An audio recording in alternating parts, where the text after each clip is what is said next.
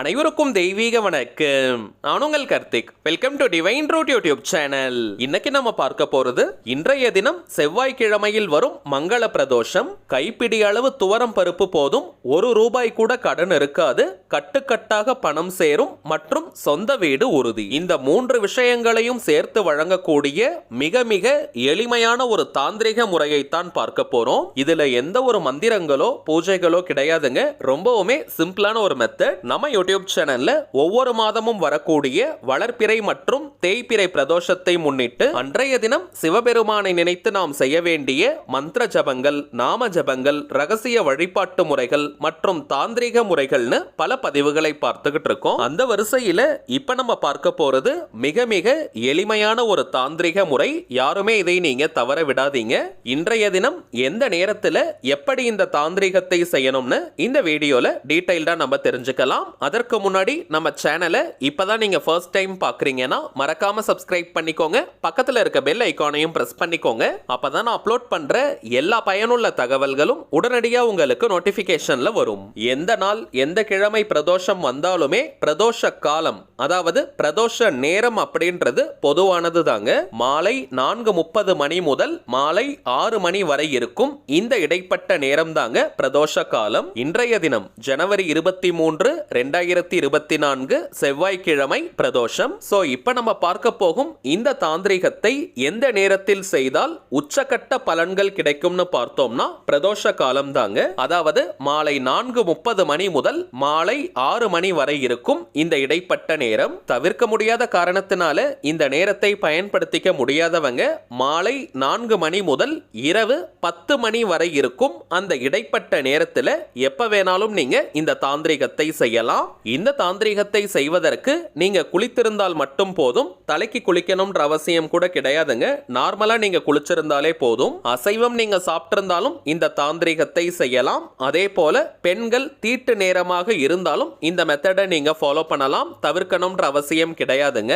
ஆண்கள் பெண்கள் யார் வேணாலும் இந்த தாந்திரிகத்தை செய்து வைக்கலாம். முதல் விஷயம், இந்த பிரதோஷ காலம்னா என்னன்னு பார்த்தோம்னா, பார்க்கடலை கடையும் பொழுது அதிலிருந்து வெளிப்பட்ட ஆலகால விஷத்தை சிவபெருமான் ஏற்றுக்கொண்டு நந்தி தேவருடைய 2 கொம்புகளுக்கு இடையே நடனமாடிய நேரம் தாங்க இந்த பிரதோஷ காலம். இந்த பிரதோஷ நேரத்தில் பிரம்மா, விஷ்ணு, முப்பெரும் தேவியர்கள், முக்கோடி தேவர்கள், முனிவர்கள், மகான்கள், ரிஷிகள்னு இவர்கள் அனைவருமே சிவபெருமானுடைய அருகில் இருப்பதாக ஐதீகம். சோ பிரதோஷ நேரத்துல சிவலிங்கத்தை நாம் தரிசனம் செய்தாலே போதும், சிவபெருமானுடைய அருளுடன் சேர்த்து அனைத்து தெய்வங்களுடைய அருளையும் பரிபூரணமாக நம்மால் பெற்றுவிட முடியும். அதனால தாங்க இந்த பிரதோஷ விரதத்திற்கு அதிகப்படியான மகத்துவங்கள் உண்டு.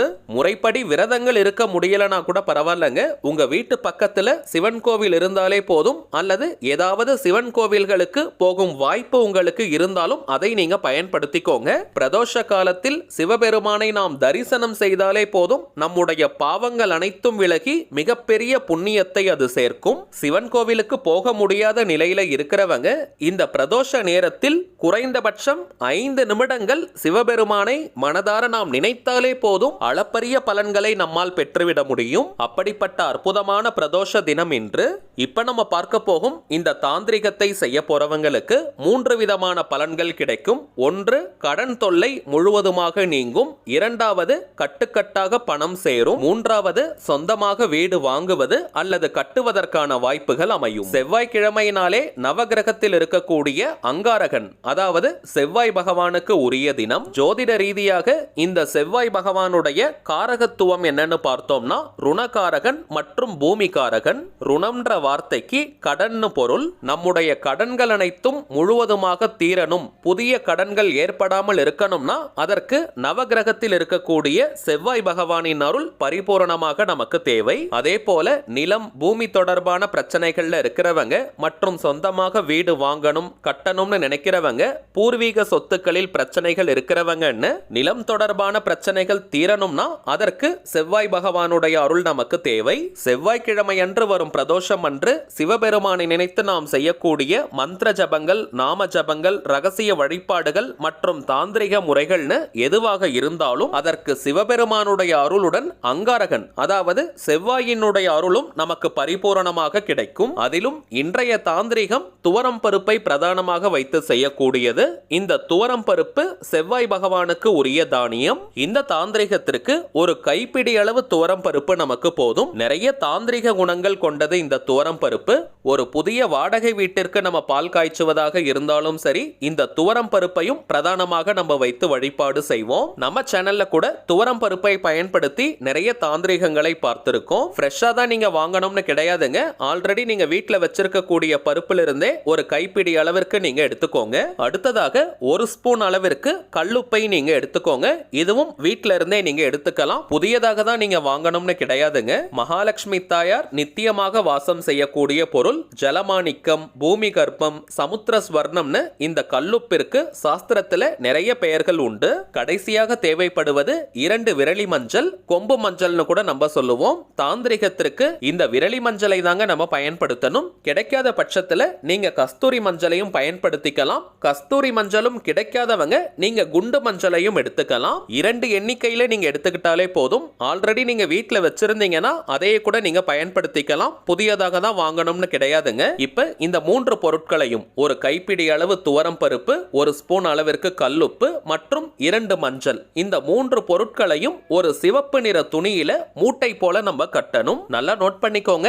ரெட் கலர் கிளாத் மட்டும் தாங்க மூட்டை கட்டுவதற்கு நம்ம பயன்படுத்தணும். வேற எந்த ஒரு கலர் துணியையும் நம்ம யூஸ் பண்ண கூடாதுங்க. சிவப்பு நிறம் அங்காரகனுக்கு உரியது.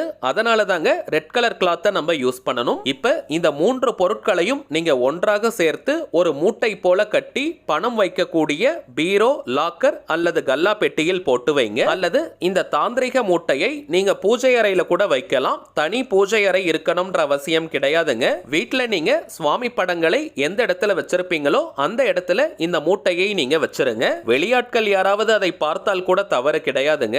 பணம் வைக்கும் இடத்துல இடம் இருந்தால் அந்த இடத்துல நீங்க வச்சிருங்க. அப்படி இல்லைன்னா சுவாமி படத்திற்கு பக்கத்துல நீங்க வச்சிருங்க.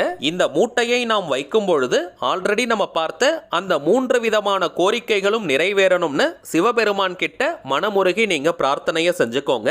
அவ்வளவுதாங்க இந்த எளிமையான தாந்திரிக முறை. 90 நாட்களுக்கு, அதாவது 3 மாதங்கள் அந்த மூட்டை அப்படியே இருக்கட்டும். அதற்கு பிறகு அந்த மூட்டையை கால்படாத இடமாக பார்த்து போட்டுருங்க. செடிகள், புதர்களுக்கு பக்கத்துல நீங்க போடலாம். அல்லது வீட்டு பக்கத்துல ஏரிகள், குளங்கள், கிணறு, ஆறு, கடல் போன்ற நீர்நிலைகள் இருந்தால் அங்கேயும் நீங்க போடலாம். 90 நாட்களுக்கு பிறகு எந்த நாள், எந்த கிழமை, எந்த நேரத்துல வேணாலும் இந்த மூட்டையை நீங்க போடலாம். இப்ப நம்ம பார்த்ததை போல இந்த தாந்திரிகத்தை இன்றைய தினம் நீங்க செஞ்சு பாருங்க. 3 மாதத்தில் உங்கள் வாழ்க்கையில் மிகப்பெரிய மாற்றங்கள் ஏற்படும். சரிங்க, அவ்வளவுதான் இந்த பதிவு. நிச்சயமா உங்களுக்கு பயனுள்ளதா இருந்திருக்கும்னு நினைக்கிறேன். மேலும் இந்த வீடியோ உங்களுக்கு பிடிச்சிருந்தா மறக்காம லைக் பண்ணுங்க. நம்ம சேனலையும் சப்ஸ்கிரைப் பண்ணிக்கோங்க. தேவைப்பட்டுச்சுன்னா உங்க ஃப்ரெண்ட்ஸ் அண்ட் ஃபேமிலிக்கும் இந்த வீடியோவை ஷேர் பண்ணுங்க. அடுத்ததா இன்னொரு முக்கியமான தலைப்போட நான் உங்களை சந்திக்கிறேன். என்றும் அன்புடன் கார்த்திக். நன்றி.